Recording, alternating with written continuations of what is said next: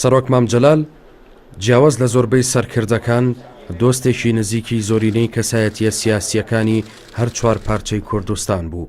لە ژیانی سیاسیدا هەمیشە هەوڵی داوە پەیوەندیەکانی لەگەڵ پارت و حەزبە سیاسیەکانی هەر چوار پارچەی کوردستاندا پتە بکات.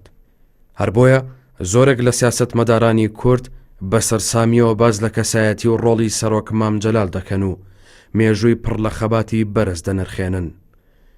مەسعود بارزانی سەرۆکی هەرێمی کوردستان لەبارەی سەرۆک مامجەلالەوە دەڵێت سەرۆک مامجەلال لە وێستگەکانی خەباتی سیاسیدا پشتیوانم بوو، توانیمان پێکەوە کۆسپ و تەگەرەیەکی زۆر تێپەڕێنین. دەشڵێت لە دەستدانی سەرۆک مامجەلال زیانێکی گەورەیە و پڕ نابێتەوە. هەروەها عەلی قەرەداخی ئەمینداری گشتی یەکێتی زانایانی ئاینی جیهان لەبارەی سەرۆک مامجەلالەوە دەڵێت مامجەلال یەکێک بوو لە دۆستە نزیکەکانم و پیاوێکی نیشتیمان پەروەر و خەبات گێڕ و کەسایەتیەکی ناسراو بوو لەسەر ئاستی هەموو کوردستان و عێراق و جیهان کە هەموو ژیانی خۆی تەرخان کردبوو بۆ خزمەتکردنی گەلەکەی و خەباتکردن بۆ ئازادی و سربەخۆیی. ئەو کاتەش کە بوو بە سەرۆک کۆماری عێراق توانی نمونە بێت بۆ پێکەوە ژیانی ئاشتیانی نێوان نەتەوە و مەزهەبە جیاوازەکانی عێراق و نمونەیەکی جوانی پێشکەش کرد لە حکومڕانیەکی چاک و سەرکەوتوو. هاوشێوەی سیاسیەکانی دیکەی کوردستان و عێراق عەلی قەرەداخی ماڵ ئاوایی سەرۆک مامجەلال بە زیانێکی گەورە بۆ گەلەکەمان و عێراق بەگشتی وەسف دەکات. هەروەها سەلاحەدین بەهادین ئەمینداری گشتی یەگرتوو دەڵێت مامجەلال کەسایەتیەک بوو نەک تەنها گەلی کورد بەڵکو لای هەموو گەلانی عێراق و ئازادی خوازان خۆشەویست بوو. استراتیژ و کاری حەکیمانەی مامجەلال هەوێنی ئاشتی و پێکەوە ژیانی نێوان نەتەوە و پێکهاتەکانی عێراق بەگشتی و کوردستان بە تایبەتی بوو.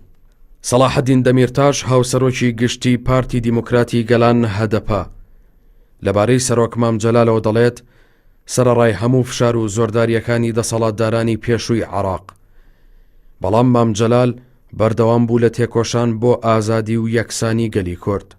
ئەو دەڵێ جێگای سەرۆک مامجەلال بە هیچ شتێک پڕ نابێتەوە و ماڵ ئاوایی ئەو نەک تەنها بۆ گەلی کورد بەڵکو بۆ هەموو مرۆڤایەتی مای نیگەرانیە. فیگەن یوکسەکداغ هاوسەرۆکی پێشووی هەدەپەش لە زیندانەوە دەڵێت سەرۆک مامجەلال هەموو تەمەنی خۆی بۆ ئازادی گەلی کورد تەرخان کرد. ئەو هەوڵ و تێکۆشانی سەرۆک مامجەلال کە بۆی جێهێشتوین دەبێتە ڕووناکەرەوەی ڕێگای ئێمە. بڕاستی ئەمجی وەک کەسێکی کۆ مامجەلال ناس دکێ و vêre hevaltî kirî.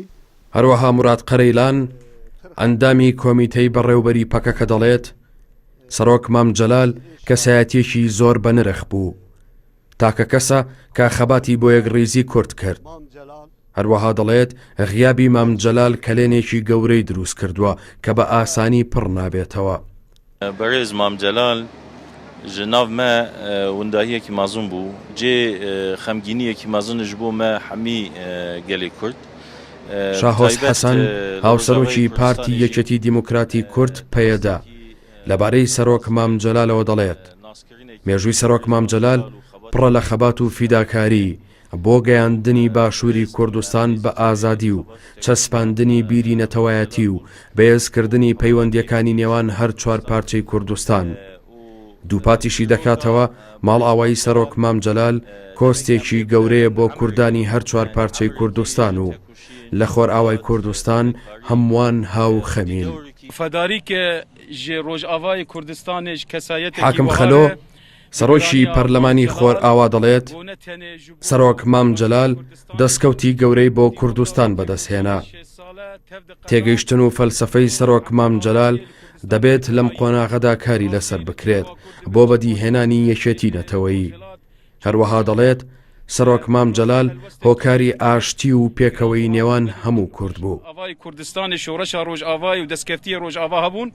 ئیرۆ ئەمجی لەوێدەکێ لەوی مەزارێ پیرۆز ام دهاتنه خاطر خوش سلاف بکن همجی مام جلال و همجی خاطر خوش بخوازن ام جر وی بجن او نرخین کردیاتیه او نرخین پیروزی گوتو پی باور بود تا تمنه خواتی ددان ام سوز ددن لویجی پیروز ام الوان نرخا خودی در کون نرخین گو ام کردا بگینن هفدو گو ام کردستان کی سربخوا و آزاد آوا بکن دیس ام سرساقی اجمالبات همیر دخوازه